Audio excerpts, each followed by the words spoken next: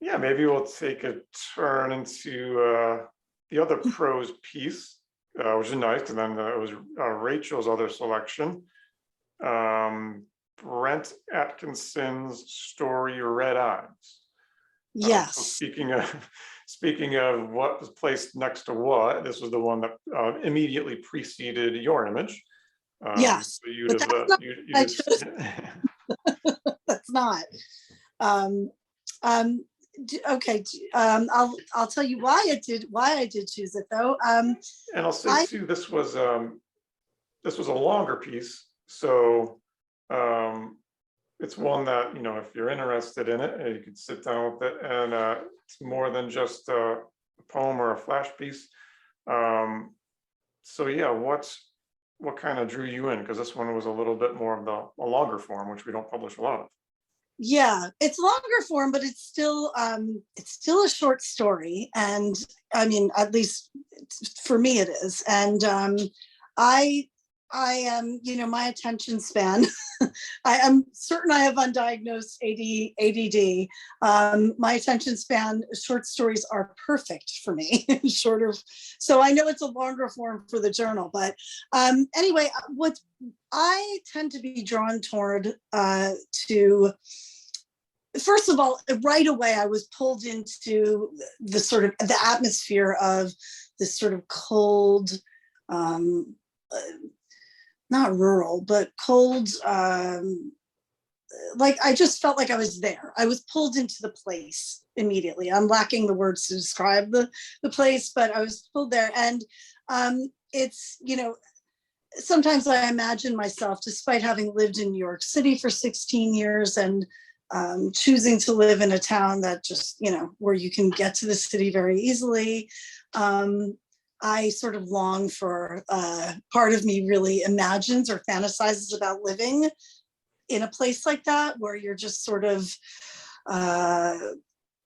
you're just surrounded by nature, beautiful, nature's beauty, and your priorities shift, and your tasks are different, and your interactions with people are different, and all of that. So right away I was pulled in to that place. And then I found like so much interesting about that piece. The protagonist, and I'm forgetting the protagonist's name, but the protagonist is a young guy and he's living alone. And what I really thought was interesting, and it reminded me of someone I know, is that he was taught early on, he said, not to sort of trudge on with his work and to not feel, pain, be it physical or emotional, physical or emotional, to kind of like just brush it aside and carry on with your work, right? So that to me comes up. It's something I find very interesting, and it came up several times in the piece. It's a theme that's repeated. So he cuts his hand, and then he didn't even notice that he cut his hand for a while, and it wasn't until he saw blood dripping in the snow, and then he continued on his merry way. And then he also is still sort of grappling with the end of a relationship, and it seems, and doesn't seem like he wants to feel. He's not able to process it because he doesn't want to feel any of these uncomfortable feelings that can come along with the end of a relationship. Sadness, regret. I don't really know what else is going on in internally for him, but I found that interesting. And so there's this sort of, and then, so there's that. And that to me contrasted with the fact that he sits in front of this journal every night, right, to write about things. And it's like, he says he has thoughts and reflections, and he's staring at these pages, and he's not able to express anything because he can't get in touch with himself internally. And I thought, that's quite a chore. You're trying to write in a journal every night, and you've been taught to do everything other than look internally. So it seems that at one point he had been able to write in this journal because he had pages that were full in the past, but he can't do it right now.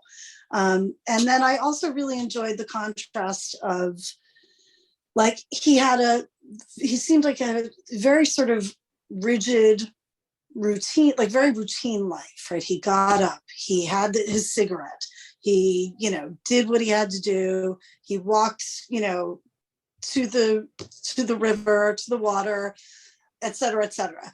And so he's like, there's the rigidity of his life versus sort of like the wildness of what he's surrounded by, nature, nature. And I thought that was an interesting contrast too. So those are some of my initial thoughts. I mean, I think there's probably more to, there was an interaction that he has with a man who he had never seen, but he sees tracks in the snow. And it turns out he runs into this guy one day, and the guy's a wolf hunter, it turns out. And I know there's something to that interaction that's also significant, but I haven't quite been able to process that or put that into words yet myself. But I really thought, to me, I'm more character focused when I'm more interested in characters. If I had to pick between good characters and a good storyline, I'm all about the character. And this character to me was someone I wanted to know more about. I actually felt like, as a former clinical social worker, I wanted to kind of get in there. I wanted to help him get to know himself. There's a word called interoception, which means it's almost like another sense, right? Where you sense everything that's going on with yourself internally. How did that sense get blunted for him? And how can he sort of like resensitize himself to things that are going on with himself internally? So. Yeah, resensitize is huge. I love that you put a word to one of so many things that was flying through my brain when I encountered this. The first encounter was strange because immediately I'm looking for description. I'm looking for kind of details, and I didn't see him, and yet I got completely drawn into the world. Now, partly that's not fair because I'm bringing a lot of software preloaded from loving Jack Kerouac and going through my Hemingway period and Cormac McCarthy. So a guy out in the wilderness, particularly in winter, I mean, that's just calling in a whole bunch of preloaded software. But he really did it. He invoked something that was original, and I'm not quite sure how he did it because I'm looking for this high definition description, but he was able to create that atmosphere in pretty high definition anyway, which made it more atmospheric, I think. And of course, you got a mystery factor. Sometimes we got some footprints. We don't know where they're going. We're not really sure what he's thinking. And I'm always hypercritical if it looks a little bit like Hemingway, because I went through this phase. I didn't originate this term. I think it was George Saunders that says every male author has to outgrow his Hemingway boner, or he wants to write like Hemingway, wants to be like Hemingway. And it's just, you have to kind of go through that process and then come out the other side.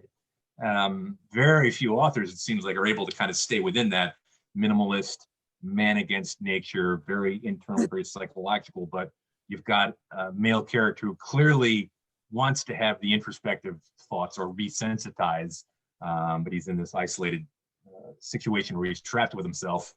And I could kind of feel it coming, but it still made perfect intuitive sense.